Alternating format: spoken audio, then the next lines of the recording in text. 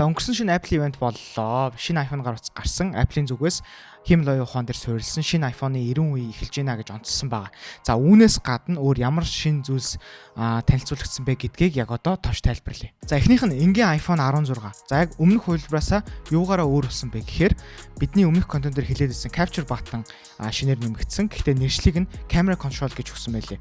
За энэ товчоор дамжуулан шууд камерны эсрэг рүү шилжих, за зүүм хийх, бичлэг хийх гэх мэт одоо камертай холбоотой хүссэн үйлдэлээ тохируулж болно. За утасны баруун доод хэсэгт шинээр орж ирсэн учраас утсаа яг хөндлөн бариад яг зураг дарахад яг мэргэжлийн камераар зураг дарж байгаа юм шиг тийм филинг авахар санагдсан. За тэгээд iPhone 16 Pro дээр өмнө орж ирж байсан action button зүүн дээр нь байдаг нөгөө нэг дуу хаадаг switch-ийн оронд шинээр орж ирсэн байгаа. За ингэснээр бас flashlight-а асаах, дуу сонсох, за календараа харах гэх мэт олон үйлдэлийг тэр товч дээр хүснээрээ тохируулж болох нэ. За мөн шинэ A18 чиптэй болсон. За ингэснээр өмнөх хувилбараасаа 35% бага тог зарцуулалттай хэрнээ 30-аас 40% илүү хурдан ажиллагаатай болсон. Миний үзлэхээр энгийн iPhone 13 за үүнээс бол бүр 50-аас 70% хурдан болсон юм байлээ.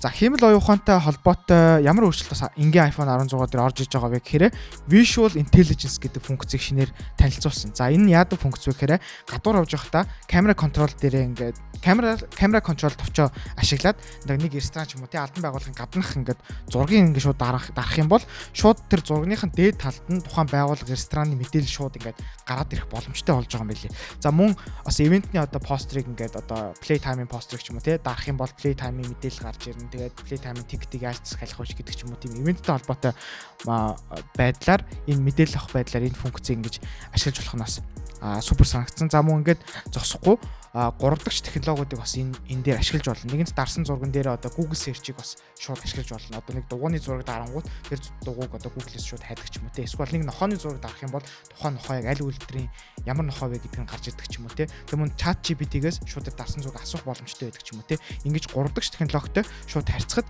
амар амархан болж байгаа.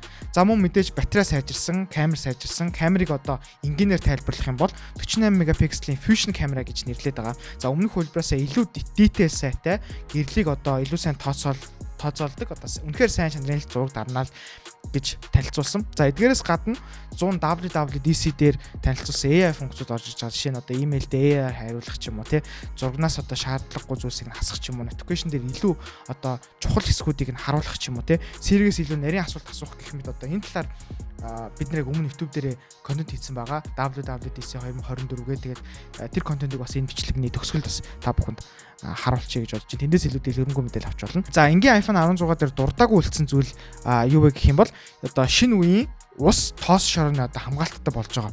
За энэ нь болохоор өмнөх үеийн загвараас шууд 50% илүү. За тэгээд бүр анхны загвараас бүр 2 дахин илүү сайн гэж байгаа. Одоо дээдлийн утасны одоо энэ шилэн хэсгийнх нь одоо хамгаалт нь илүү сайн болж байгаа гэж танилцуулсан. За мөн үүнээс гадна 3A зэрэглэлийн одоо өндөр чанар одоо өндөр зэрэглэлийн тоглоомуудыг утсан дээр тоглох боломжтой. Assassin's Creed Mirage, за тэгээд Sniper Elite 4 гэдэг ч юм уу те бидний бараг PC дээр тоглодог байсан тоглоомуудыг шууд энгийн iPhone 16 дээр тоглох боломжтой болсон гэж танилцуулсан. За тэгээд энгийн iPhone 16 маань $799 үнэтэйгээр худалдаанд гарч байгаа. Ultra Marine, тэгээд Teal, Pink, Black, White гэсэн ингээд 5 өнгөний сонголттойгоор худалдаанд гарах нэ. За iPhone 16 Pro загварууд дээр ямар одоо өөрчлөлт шинжилтүүд орж ирсэн бэ гэхээр дэлгэц хамгийн ихэнд бидний таамагласнаар яг томорсон. За iPhone 15 Pro iPhone 15 Pro-гийн дэлгэц 6.1 инч байсан бол iPhone 16 Pro дээр 6.3 инч болж томорсон. За Pro Max-уудын хувьд болохоор 6.7-оос 6.9 болж томорсон. За ингэснээр бүх цаг үеийн хамгийн том дэлгэцтэй iPhone болж байна. За камера контрол товч мэдээж өмнөх энгийн 16 шиг шинээр нэмэгдсэн. Утасны хүрээнд титаниум хэвээрээ байгаа. За энэ удаа black, white, natural тэгээд desert гэдэг ийм gold өнгөний сонголттойгоор худалдаанд гарч байгаа юм байна. За тэгээд чипний хувьд гэх юм бол A18 Pro гэдэг шинэ чип танилцуулсан. За мэдээж өмнөх хөлбөрөөсөө илүү хурдан за CPU-ний хувьд гэх юм бол дэлхий дээр байгаа ухаалаг утаснууд дотроо хамгийн хурдан гэж бол онцолж хэлсэн. За батарейны хувьд бол бас iPhone-ы түүхэнд байгаагүй хамгийн сайн гэж онцолж тайлбарлаж байгаа. За камерны хувьд гэх юм бол үндсэн камер нь 48 мегапикселийн Fusion camera. За тэгээд ultra wide камер нь шууд 12 мегапикселээс 48 мегапиксел болж сайжирсан. За мөн шинэ линзний тусламжтай iPhone 16 Pro 5x zoom хийх боломжтой болжээ. Хамгийн гоё нь юу гэх юм бол шинэ зургийн стайлууд одоо фотографик стайл гэж яриад байгаа. Стайлууд шинээр нэмэгдсэн. За түүнийгээ бас өөрөө өнгийг нь бас ингэж тааруулж ингэж эдит хийж болно. За тэгээ камера контролд авчироо тэгээд саний ярьсан фотографик одоо стайлуудаа ингэж сольж болно. За мөн 120 fps-ээр 4K видео бичиж болж байгаа. За тэгээд лог буюу одоо өнгө тавиагүй түүхий одоо дүрс гэж бид нэр ярьд юм да. Түүхий дүрс одоо авах боломжтой авах одоо боломжийг бас илүү сонголтоор оруулж ирсэн. За бас нэгэнд бичсэн видеогоо FPS-ийг нь одоо тааруулж одоо сольж болно гэдгийг бол танилцуулсан.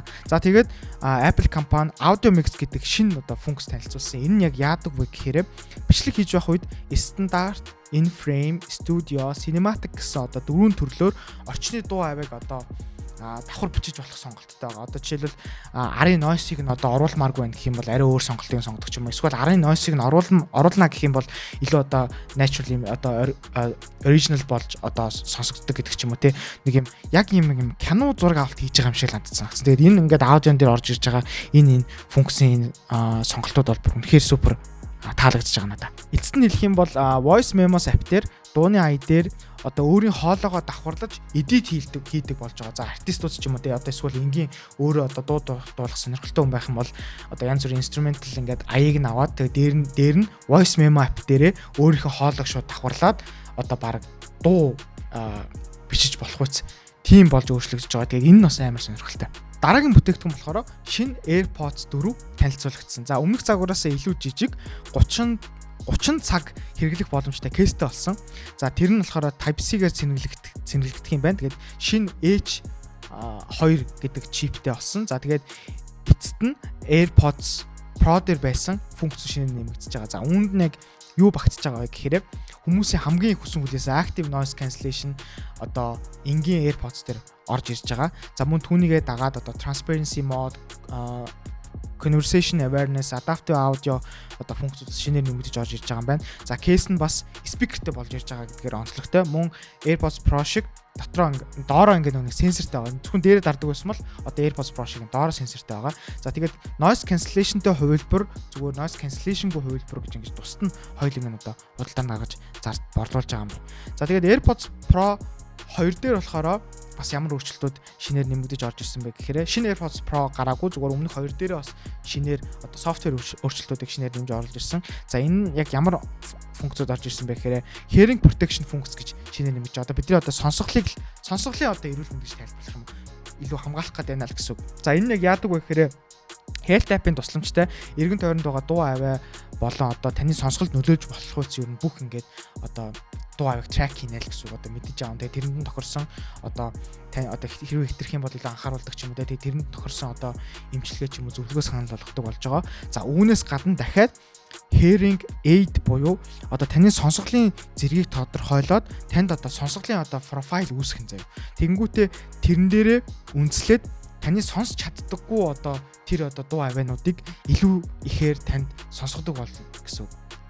Тэр нэг яадаг вэ гэхээр яг одоо энэний дараа харагдах бичлэгийг тав зэрэг. Happy birthday, Mom.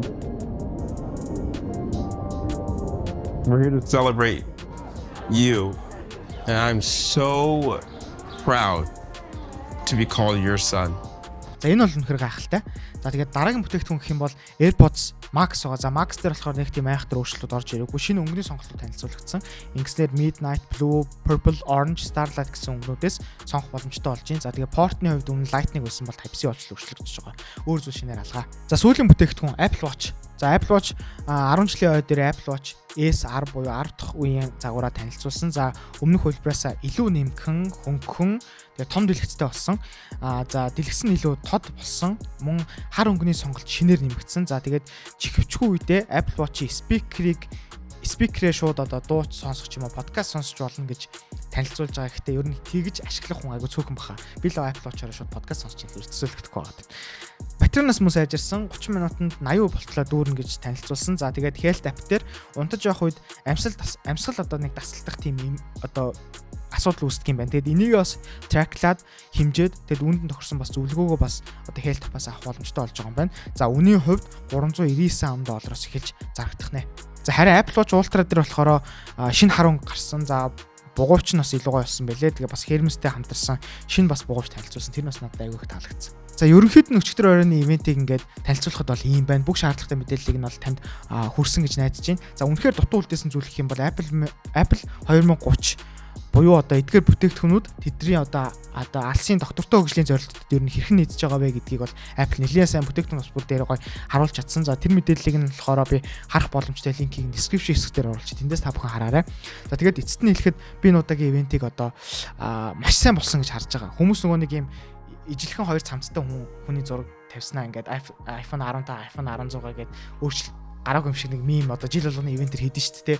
Яг өмнөх ивентүүдийг бол би бас яг тэрнтэй илүү төхнө гэж бодож байна. Гэхдээ би энэ удаагийн ивентийг үнэхээр сайн нэлээд олон өөрчлөлтүүд орсон гэж бол дүгнэхээр байна. Сая миний ярианаас ч гэсэн ер нь анзаарах энэ бичлэгний уртанд ч гэсэн ер нь уртнаас ч гэсэн ер нь харагдаж байгаа бах гэж би найдаж байна. Тэгээд энэ удаагийн танилцуулсан iPhone-ыг одоо авах үгүй нь бол таны сонголт. За миний хувьд ямар тач iPhone-ы зүгээс хиймэл оюун ухаан дээр суурилсан iPhone-ы шинэ 90 үе эхэлж байгаа гэдгийг бол нэлээд сайн биднэрт ойлгуулад харуулж чадлаа гэж бол дүгнэж байна. За тэгээд тун удахгүй 9 сарын 20-оос эхлээд эдгээр бүтээгдэхүүнүүд хэрэглэгчдийн гар дээр очиод эхлэх юм билээ. Тэр үед нь бид нар одоо шинэ iPhone-аа аваад тэгээд илүү сайн тестлээд үнэхээр яг энэ iPhone шинэ 90 үеийн iPhone гэдэг нь мэдрэгдэж чинь үгүй юу гэдгийг бол нэлээд сайн харуулсан контентуудыг бас дэлгэрэнгүй танилцуулж хийх болно. Тэгээ нэлээд олон контент гарах байхаа үүнийг дагаад тэгээд энэ контентыг энэ хүртэл үзсэн та бүхэнд баярлалаа. Тэгээд манай энэ контентыг үзэж байгаа хүмүүсийн 75% нь манайхыг subscribe хийгээгүй байдаг юм билээ. Манай YouTube сувгуудыг бүгдийг subscribe хийгээрэй. Тэгээд дээрээс маань сошиалуудыг Instagram сувгуудыг бас дагаарай гэж та бүхнээсээ хүсэж байна. Ингээд дараагийн контентоор уулзлаа. Түр баяртай.